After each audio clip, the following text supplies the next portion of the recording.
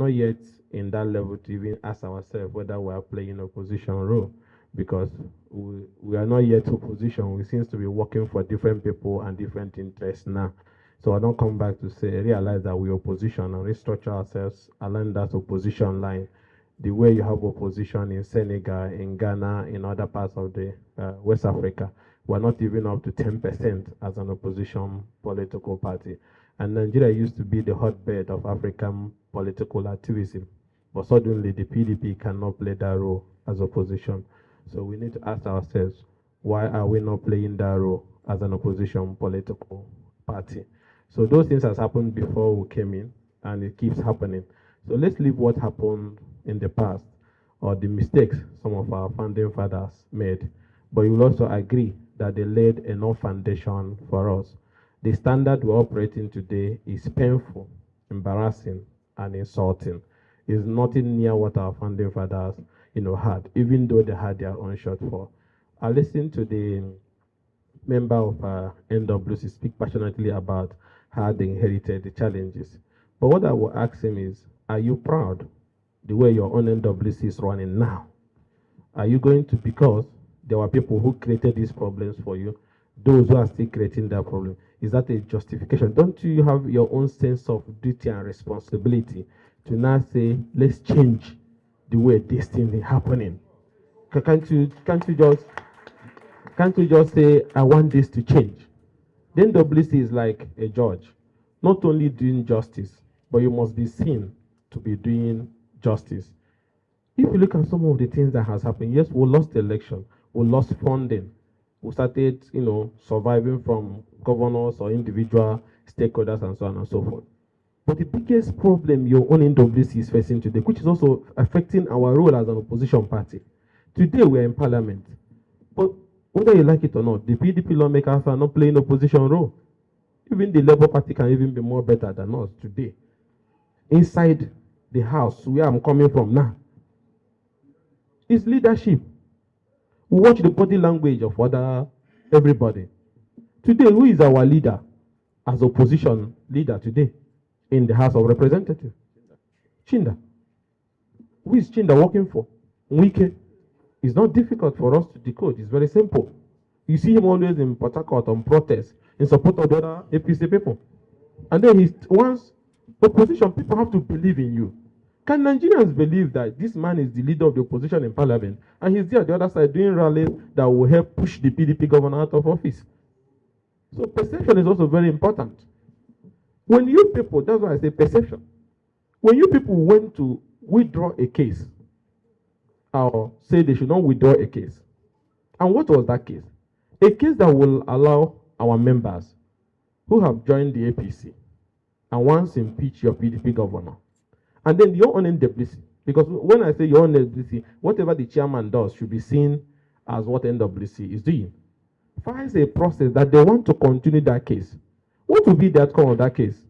Those who are in APC will win and impeach your PDP governor.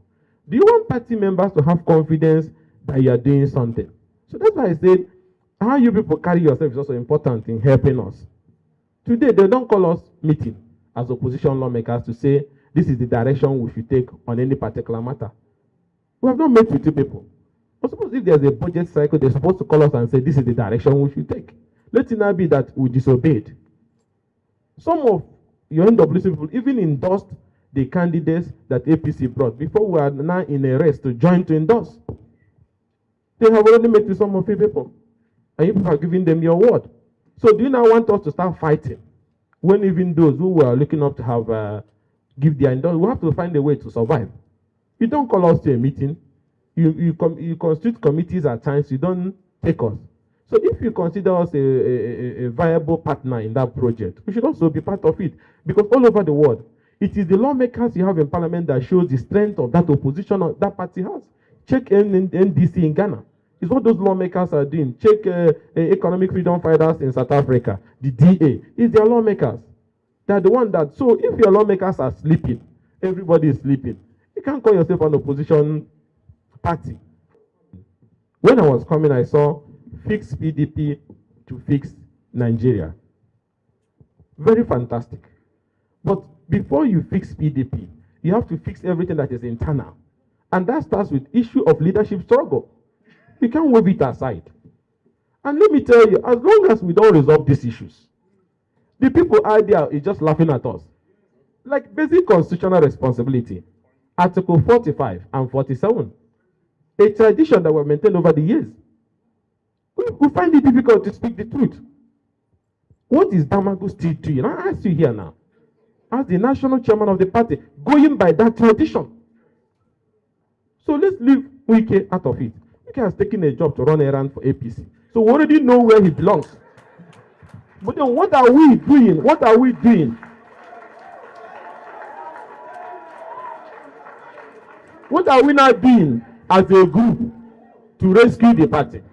So the point I'm trying to make here is that Article 47, 45 was very clear. That when that vacancy occurs, the party NEC picks a person from that zone or area where the former occupants originated. And you have become acting chairman by virtue of 45. Call a NEC meeting to appoint an acting chairman. Is that difficult for somebody who wants Nigerians to take him serious? And now that inability to do that is what brought this round of crisis again. And let me say this. You people know what you are doing. Don't say you don't know. Because you people are running fast, conducting all these congresses. From LUGA to Ward. Now I saw a notice you people put for Zona. You are not acting on behalf of NEC. You know there's a NEC meeting you have been dodging, shifting. Tomorrow you say there's Muslim meeting. Tomorrow you say there's Christian meeting. You keep changing up to today. And now again, I open my phone.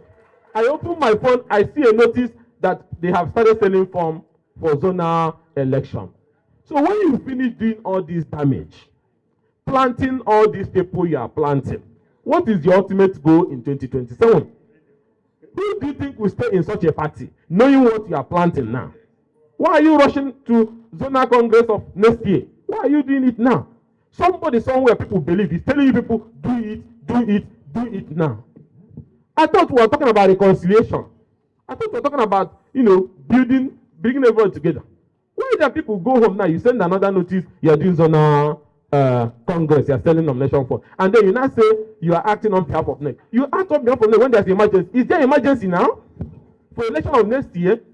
But because you don't want to wait till the next NEC meeting, you just want to do it. We have crisis in almost 20-something states on these issues. And again, I can say this boldly. You sit in NWC, a man says clearly that he will not want you to win the presidential election. Clearly. There are about 5-6 of them who says it everywhere they go. But you are still giving him the structure. If you say we cannot win a presidential election, why are you people giving them the structure? That is why people believe that people have been bought and sold by Wike. That's why they believe it. Because you need to tell them why. And now, members are decamping in Parliament as they are away. The reason why they are leaving, they feel this umbrella can no longer cover them. So by the time you people finish these things you are doing, in Edo, you saw how the party worked, and it was taken away before everybody's own eye. But you saw the role played by all members of the party that you people are also dealing with. That not be their group. All these are weakest elements in the party. Even Fintri that was in that Edo was still on their Edo and supporting what is happening in the party, making people doubt how genuine is he in all these issues. So he brought his cousin, the rec, who went to go and change the result of Ikpaboko, what they call it, Oredo and all that. Their party won. I thought people should be very decisive in dealing with him. But I ask you today, have you people shown any decisive capacity or ability? At least, yes, there's a lot of Antiparty in the party, but there's one all of us, every Nigerians know, that has become embarrassing and stupid at the same time. You people know that one. It's just one. Just one. Okay, and even then, you talked about. Let's keep it very simple. You talked about Atiku here. It's not just only him.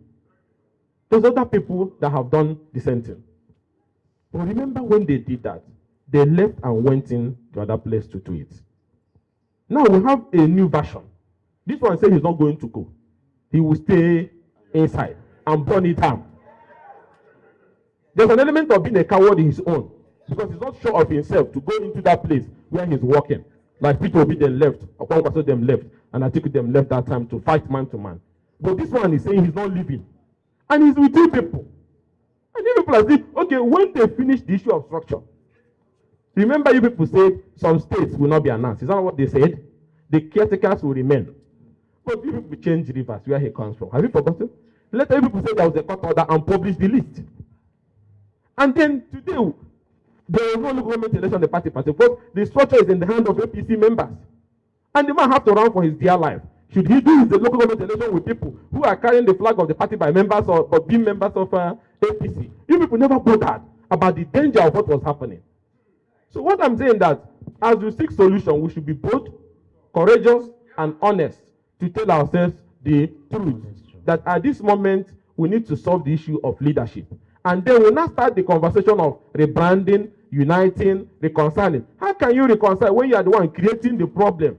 You can't reconcile anybody. You are sitting on a job that is not your job. So please, now our governors forum is factionalized now. Those who want him to go and those who want him to stay. How does that help us as an opposition party? And I will appeal to you people. Let him make sacrifice. Many people have made sacrifice in the party. Let's go. Party has helped him. He has tried. He has even stayed more than any acting chairman ever.